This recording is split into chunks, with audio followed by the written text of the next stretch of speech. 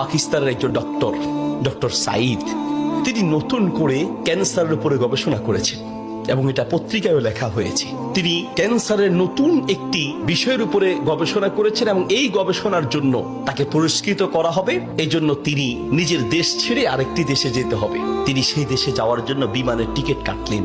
তিনি তার জীবনে দোয়ার যে ফল, দোয়ার মাধ্যমে যে কি করে অসম্ভব সম্ভব হয় তার বাস্তবতা তিনি নিজ মুখে বলছেন যে আমি বিমানের টিকিট কাটলাম, বিমানে উঠলাম, মনে বড় আনন্দ। দীর্ঘদিনের গবেষণার পরে আজ আমি পুরস্কার পেতে চলছি।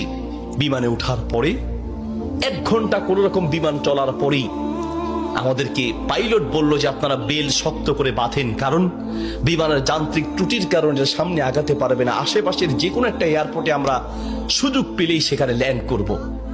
তিনি বললেন কিছুক্ষণ পরেই বিমানটা ল্যান্ড করলো। আমি